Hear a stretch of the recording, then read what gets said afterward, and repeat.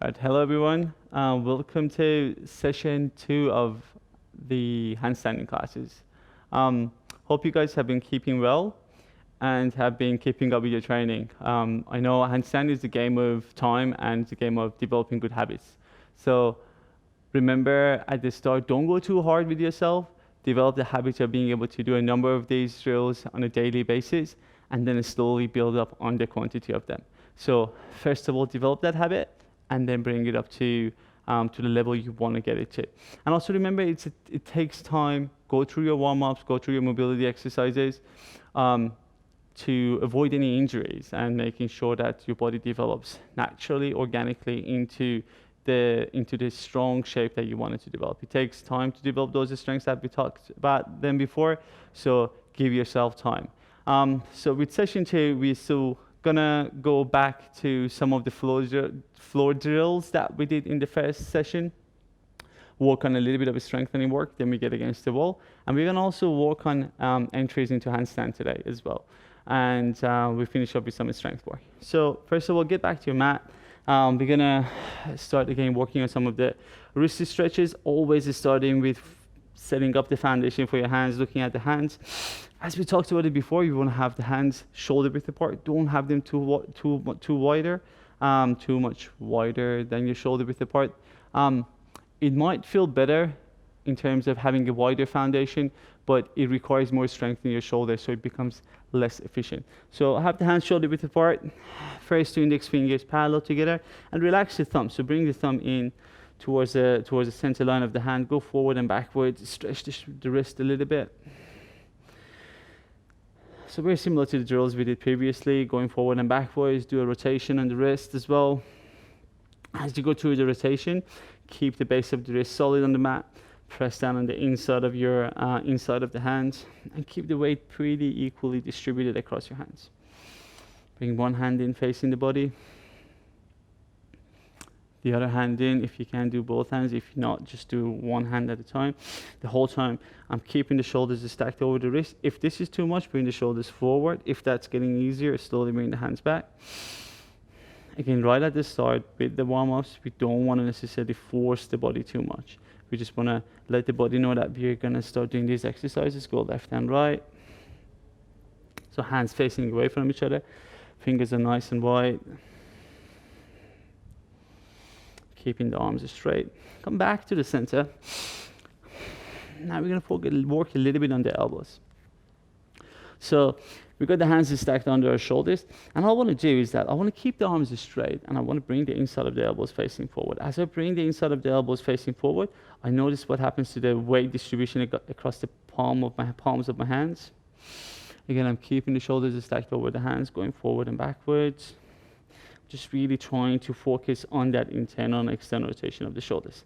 So what is an external rotation of the shoulder? External rotation of the shoulder is when we bring the inside of the elbows facing forward, and you notice that openness towards the front of the shoulders, towards the front of the chest. Internal rotation of the shoulders is when we bring the inside of the elbows facing each other, and notice that the front of the chest closes. Healthy shoulders should have these ranges of motion built into it. So you should be able to go through all these ranges of motion quite comfortably. Come back to the ground. Bring the hands along the shoulders. Keep them nice and straight. Lift your back palm up and bring the face of the palm of the right hand up. Now come back to the center. Do that the opposite way. Do that a bunch of times in your own time. Do that nice and controlled. If you're getting any impingement towards the front of your shoulders, as you come forward, draw the shoulders in and then reach forward. As you come back, draw the shoulders in. So skip that impingement towards the front of the shoulders. What I want you to think about is creating that movement in the shoulders. So do that a bunch of times. Create that warming up, and then come back to the center. Now we're going to create that S shape. So arms along the shoulders, bringing the fist towards each other. So I'm fisting my hands in, reaching the arms away from each other, bringing the fist towards each other, hugging the arms towards the center line of the body. My head is nice and relaxed. Same as that one. So the whole key is that I want to start bringing movement towards my body, but it's not necessarily stretching. It's creating that active movement. So I'm not really trying to force this position. I'm trying to find that range of motion. arms straight. Bring the hands forward. Reach forward with your hands. Keep the hips stacked over your knees. We talked about this in the first session. Look towards your hands. Slowly send the front of your armpits down towards the mat. Slowly soften your thoracic spine, the points between your shoulder blades. But keeping that tailbone long, keeping your lower back active. Come back up. So as we go through these drills, again, these are reminders. In your own time, hold that position for about 30 seconds to about a minute. Come back out of it. You don't want to be feeling pain in your shoulders, but you want to notice that stretch happening in your body. And the stretch doesn't happen with the sensation of you feeling like your chest is about to explode. Your stretch happens naturally and softly. So as you're in the position, you're putting very gentle amount of pressure on the shoulders. Maintain that position for about 30 to 1 minute, and then that shoulder nicely opens up. But as we go through that position, maintain that push and activation of the hands on the ground. So keep that stretch nice and active. So as I press down, I create a bridge between my hand and my shoulder. Slowly send the front of the armpits down towards the mat, keeping the arms active.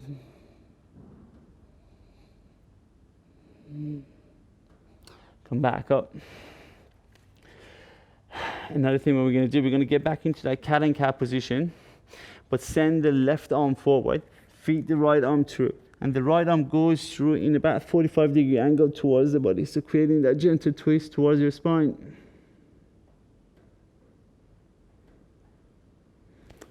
Coming back up, right hand goes forward, left palm down, feed the left arm through.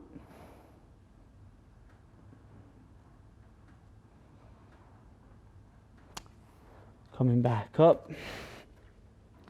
All these works are to slowly warming up and opening up your thoracic spine. Lie back down on the ground. Elbows by your side.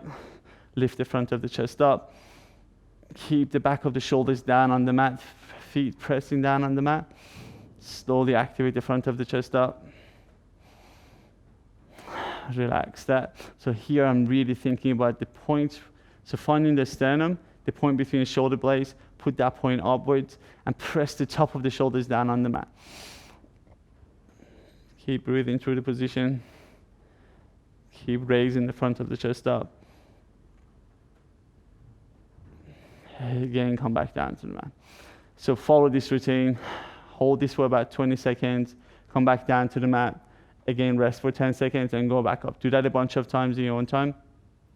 And then when you felt like you're finding slowly getting that back of the shoulder activation and opening up the front of the chest, slowly come back down to the mat, roll over, come back up. So we went through a bunch of thoracic spine drills just at the start. So we opened up the front of the shoulders. We opened up the back of the shoulders.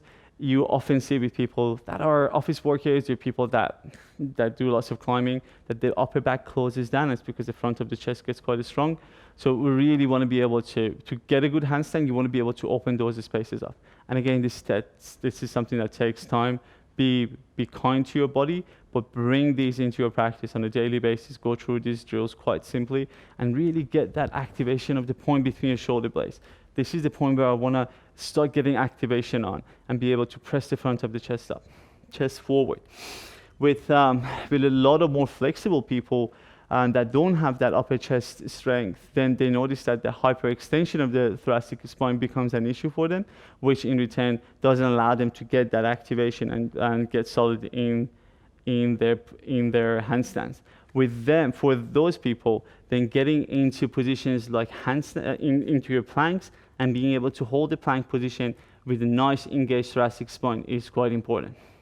So we're coming down to this position, legs together, sending the heels away, stacking the shoulders over the hands, reaching forward through the crown of the head. We're not really protracting too much, but we are keeping the spine nice and active and pressing the ground a bit, broadening through the back of the shoulders, sending the shoulders away from your ears.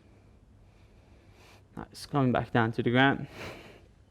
So 2 scenarios, we want to be able to have active thoracic, but we want to be able to have open thoracic as well. So work on those. Lots more drills in that space, especially in terms of opening up the front of the chest, which we will come back to in sessions 3, 4, and we will revisit these conditioning exercises at the start. Let's go back to some of our core exercises before we get into our handstand to create that activation in the body.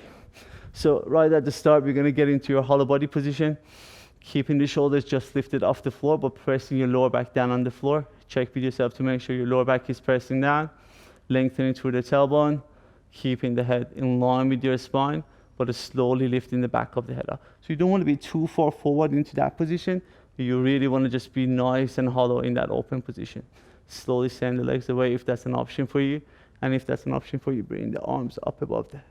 So get as flat as you can get with the lower back pressing down against the mat and hold that position for up to a minute.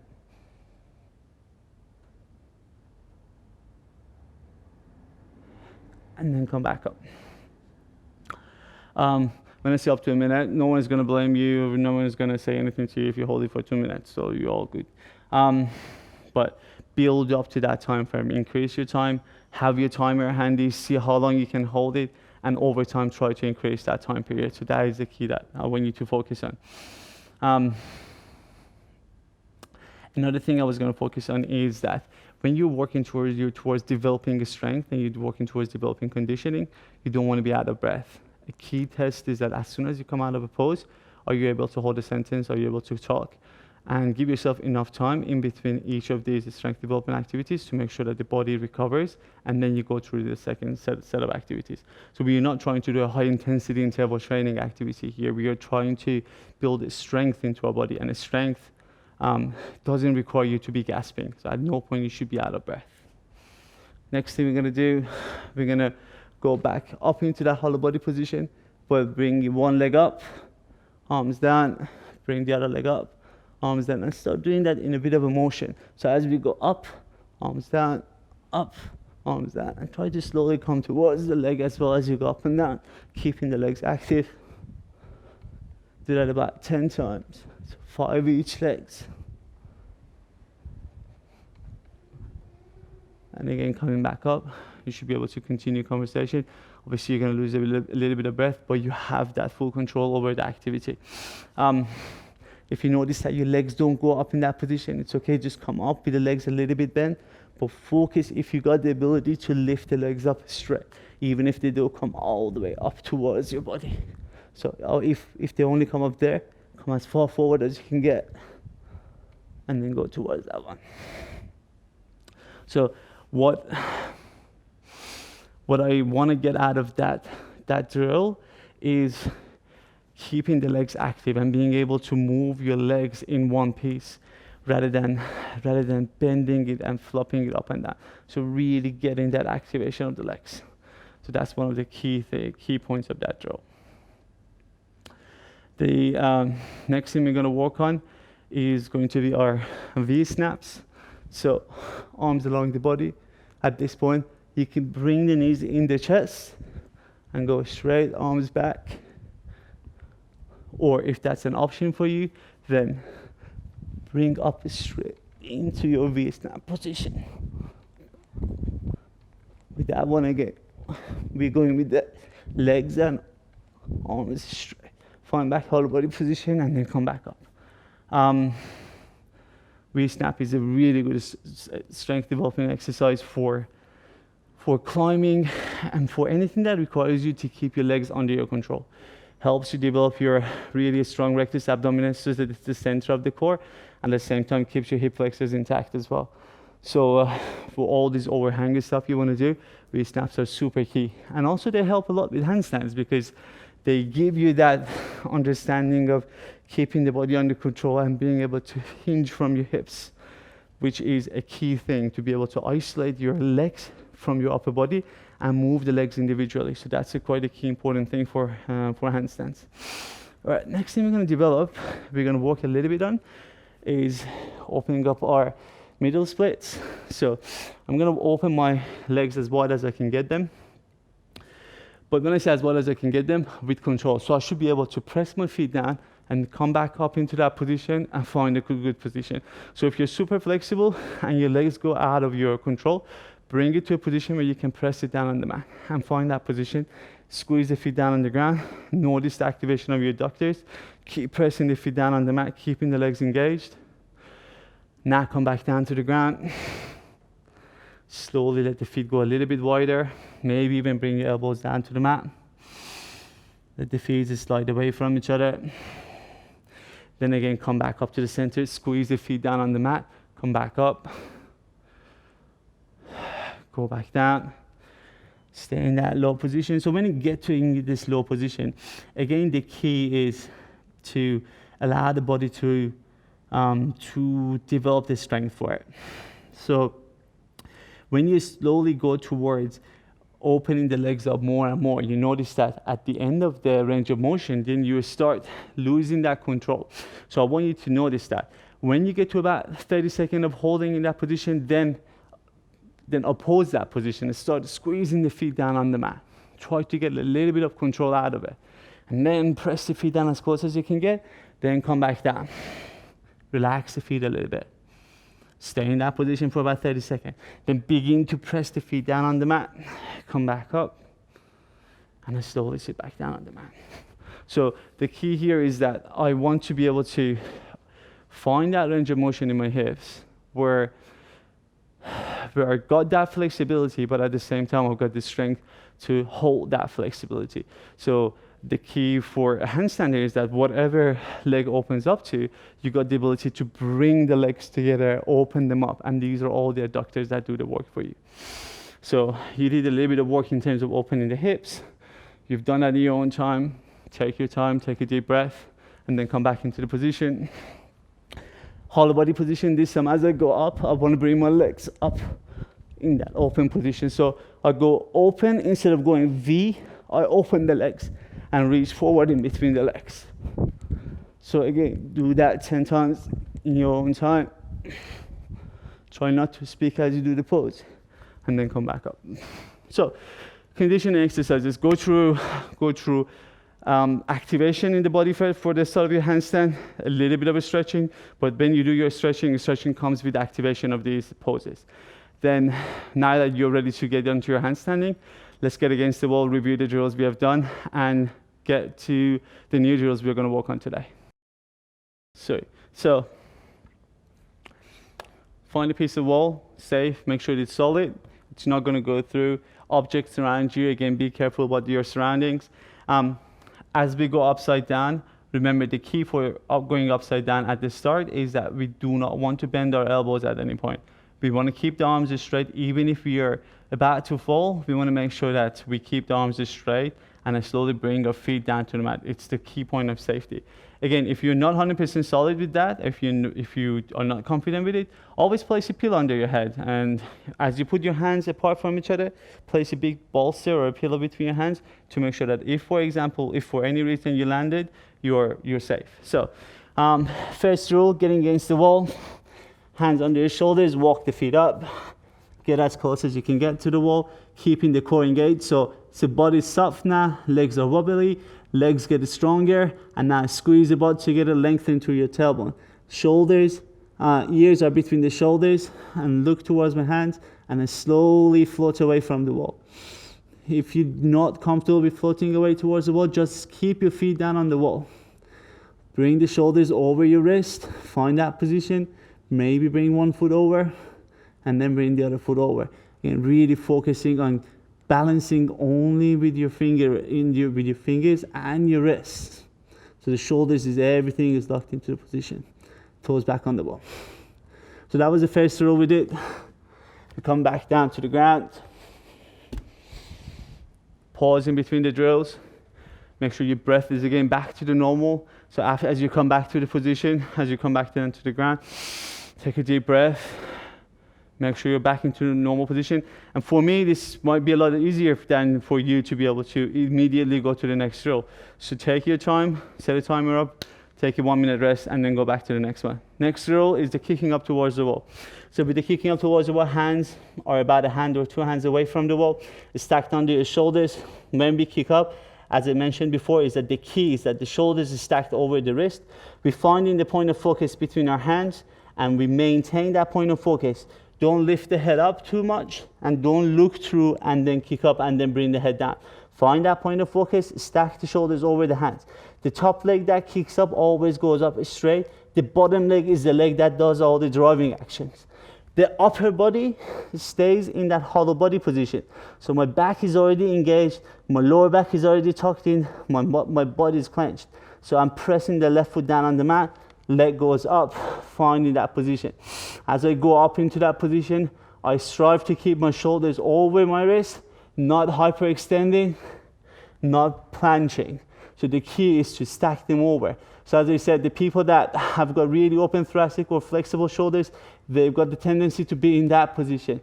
I want you to focus on not being in that position and get that activation. And again, as we walked up on V-snaps, this movement here is a hinging movement of the hips, and it's not the body coming forward. You're hinging through the hips, bringing one leg forward, finding the point of focus, squeezing the floor, then bringing the other leg forward, balancing in that position, heels back on the wall, come back down to the ground. So lots of points there. Stacking is the most important thing. Video yourself, put your camera in the corner, and video yourself from the side on to make sure that the wrist and the shoulders are stacked on top of each other. Another key thing here is that as you kick up towards your handstand, you want to make sure that the shoulders go over the wrist a little bit at the start, and then you kick up into it. If the shoulders are behind the wrist, you have to kick very, very hard to come to a position that's not going to be stable. So bring the wrist over the shoulders, find your gaze, then kick up, and as you kick up, bring the legs up together straight. Even the bottom leg that's doing the kicking action, as soon as it kicks up, it becomes straight. So, repeating that again, because the reason I focus on this drill a lot is that this is the key for all the rest of your handstand you're going to do down the train, is that you want to learn how to get into this position as comfortably and as slowly and with as much control as you can get into it. So, head between your hands, driving down with the bottom leg, top leg goes up, inhale, exhale, find that position. Maybe the feet goes up against the wall. Find that position, bring one leg forward, bring the other leg forward. And at that point, making sure that your lower back is lengthened, slowly keeping your toes stacked over your wrist. Finding that position, heels back on the wall or feet back down on the ground. Time yourself, hold the position for about 30 seconds. Build up to about 1 minute. Get into that position. If you hold it for 30 seconds to 1 minute, then come back down, rest for about 1 minute or 2 minutes, get against the wall, and do that for about 3 to 4 sets. Again, it's not something you want to do too many of them. It's something that you want to do frequently, as in do that every day, but don't necessarily do 200 of them every day. Do 10 of them every day, and then go do other stuff. Go paint, make sourdough. So put the hands down. Next drill we're going to do, hands face, chest facing the wall. Slowly walk the hands in. This time what we're going to do, we're going to slowly bring the shoulders forward and walk on balancing. As we walk on balancing, as we did with the first drill, we're going to bring the leg up, but we don't want to let the butt go and the leg go back bent. We want to make sure that the lengthening of the tailbone is happening. So I'm going from butt back on the activator or anterior tilt of the pelvis to posterior tilt of the pelvis. Lengthening, pressing your lower back away. In that position, then slowly bringing one leg back and the other leg back. If you notice, my lower back shape doesn't change at all in that whole process. So I come back to the wall, lower back stays in that position. Come back up, that leg goes back, and then the other leg comes back up. A good drill to practice here as you're in that position is maintain that lengthening of your lower back and slowly open and close your legs. Slowly open and close your legs until you can find that position when that open and close happens off the wall. And it's okay if you go back to the wall, just slowly come back into that position. But the key here is that the lower back wants to keep pushing upwards, lower back wants to keep pushing backwards, and tailbone going upwards. Toes back on the wall, hands forward, come back off the wall, sit down on the ground. Take a deep breath. So, posterior tilt of the pelvis is a gymnast's best friend. That's what gives you that connection to the anterior chain of your body. The front of the body locks everything in, turns your body into a stick. So whatever you do with your body becomes a lot more easeful. So normal tilt of the pelvis, I'm standing there, butt goes back. When I go towards anterior tilt of the pelvis, butt goes further back, my legs are straight. When I go towards posterior tilt of the pelvis, my tailbone lengthens and lower back presses away. So that connection, you want to emulate that as you're in your handstanding. That's the exact key for your handstanding practice. So second drill we did is that we're getting against the wall, chest facing the wall, finding that posterior tilt, slowly walk towards balancing. When you got tired, come back down, rest, go back up, get that posterior tilt happening, and then slowly open and close your legs. The legs don't need to go fully open, just keep them a bit of a half a straddle position. So rather than going all the way down, keep the legs open and closed, but then really focus on keeping that posterior tilt of the pelvis. Third drill we're gonna do, we're gonna get, again, chest facing the wall and work on a tuck practice. So hands down on the ground, slowly walk the hands in close to the wall. Give yourself a little bit of a space for this one, maybe about 3 to 4 hands distance. Find that posterior tilt of the pelvis. So the first drill we talked about was a straddle. And again, you notice that as you go forward, the straddle might float off the wall. Keep looking towards your hands. With the tuck, I'm going to slowly slide the feet down, send the knees down in line with our hips. Keep pressing the shoulders towards the wall. So what I'm noticing is that the shoulders is not going forward. I keep pressing my armpits down towards the wall, maintaining that posterior tilt. Slide the feet down, keep pressing the armpits towards the wall. Get the knees as far down as you can get it, and then slide them back up. Do that 5 times in your own time. Slide the knees down. Hold it, 1, 2, 3. Then go up, hold it, 1, 2, 3, and then go back down again. Tuck position is by far one of the most effective drills for developing strength in your shoulders and developing strength in your handstand. To be able to maintain a broad back of the shoulders and a really nice compression core with what it allows to hinge the hips without changing the shape of your spine. And the moment the shape of your spine changes, that's the moment you lose the balance out of your handstand. So practice that tucking action to learn how you can articulate your pelvis and use your core rather than your hip flexors to be able to bring the knees in the chest and work on your compression exercises. So again, that's a really key exercise to practice on. The next thing we're going to work on is, again, creating that about 2 to 3 hands distance away from the wall.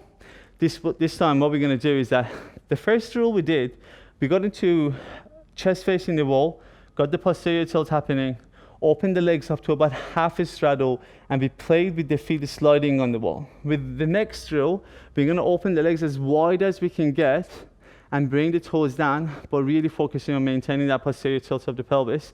And then slowly focusing this time more on allowing the shoulders to be stacked on the hands, but allowing the hips to go a little bit over, and then let the balance slowly happen in the body. So hands down on the ground. First of all, make sure your feet are opening up and not hitting any objects. This time, so I go from anterior tilt or a relaxed butt to an engaged butt with the posterior tilt, stacking the shoulders over the hands, gaze between the hands. And at that point, I open my legs up as wide as I can get them. And my toes are standing on the wall. So I'm resting the hands, resting the toes on the wall, and I'm not kicking anything. My legs are engaged. And all I'm doing is that I'm allowing the shoulders to come forward over the wrist. But as I say, the shoulders come forward, it's not that I'm not bending the shoulders to come forward. Everything leans forward, like you are standing on someone and you want to lean on someone. So the whole thing is the leaning action. The drive of the leaning action, some of it comes from your shoulder, but most of it comes from the base of your wrist. And it comes down to the forward, and the balance happens, come back forward. Again, the balance happens, come back to the wall. Same thing. Really resisting the pressure to push the wall away. Bring the feet back on the wall, legs together, walk the hands forward. So, come back down to the ground, rest a little bit. I don't want to confuse you guys with too many drills. At the start, as I said, is that you want to develop the habit, and one of the key things to developing habit is that the tasks that you're focusing on needs to be simple. So focus on 4 drills that you do at the start of your training, and do those four drills no matter what on a daily basis. And the 4 drills are chest facing the wall, legs engaged with the posterior tilt, facing away from the wall and focusing on, again, maintaining that posterior tilt and hinging from the hips, bring one leg forward, the other leg forward. The third one is focusing on your tuck position, bringing the knees down and towards the chest as you're facing the wall. And the fourth one is the straddle position. And with the straddle position, opening the legs, toes down, slowly leaning away from the wall, finding the balance. So these are the 4 drills I want you to do against the wall. And work towards holding each position for about 30 seconds, build them up to about 1 minute. And trust me, magic will happen. So let's go back to the ground, work a little bit on the entries to handstands. So before we finish up the session for today, you've already done a lot of work, your body is starting to get tired. I just wanted to give you a bit of a snapshot of what we're going to work on next week with the next session. And that's going to be focusing more on entries into handstand. With entries into handstand, we've got 3 main entries into handstand. You can get into a handstand from any position when you develop this strength. But as I said, I want to focus on keeping things simple and focusing on finding 3 key entries into handstand that will be very beneficial for you down the track in terms of developing a solid base for your handstand. First drill is going to be hands under your shoulders. Again, as we did before against the wall, we're going to follow the same principles. Shoulders come over the hands. Find that point of focus. Driving with the feet down on the ground is the driving force, and the top leg up is the leg that does the action. So what we're going to focus on is learning how to get from this position to this position and finding that position of control where you can get into that position nice and soft. So as we said, the key principles here is that the legs drive up straight, and as they come up together, they go straight up to the same position. We work on that one next week, which is going to be our focus. The second thing we will focus on is finding a tuck entry position, where again, we're going to do the same thing. We're going to have the knees very close to our hands as we sit down on the ground, hands shoulder width apart, stack the shoulders over the wrists, look towards the hands, inhale, exhale. We're going to go up into that tuck position and straight up into the full position. So I'm hesitant to pause in any of the intermediate positions. Again, with entries, similar to the drills we did before, I want you to focus on them after you've focused on working against the wall, and do each one of them 10 times. So do a scissor up 10 times, which is the first one we did. Do a tuck up 10 times. And the third one we're going to do is a straddle up. With the straddle up, again, the same position. Knees behind the wrist. Shoulders are stacked over your wrist. Look towards your hands. Inhale. Exhale. Going up to the position, pressing your lower back away, and finding that handstand position that you want to find. So we will delve more into the dynamic of these poses in the next session, but the key is that as you're developing your handstand, do not focus too far on doing a freestanding handstand. Focus on developing the balance, developing good habits in your body, do the drills, and eventually, depending on what you have in your body in terms of the strength, mobility, the handstand will happen, and it will happen in a lot more organic way that will help you that will prevent it from hurting yourself. As we go for the next session, we will focus on how to come out of a handstand safely, which is going to be a really key point of interest for a lot of people. And for the next session, we will try and find a ground that's a little bit softer than this. To finish off the session, always is strength work. We do about 15 minutes of strength work at the end of the session. This week's strength drill is going to be your crow pose. With the crow pose in yoga, we have the hands stacked under our shoulders and knees behind our elbows. We're going to lean forward, and as we lean forward, lift the heels towards the butt. Hold this position for, I would say, 30 seconds if you can. Build it up to about 1 minute. Keeping the feet parallel. Coming back down to the ground. Do that 3 times, hold it for 30 seconds.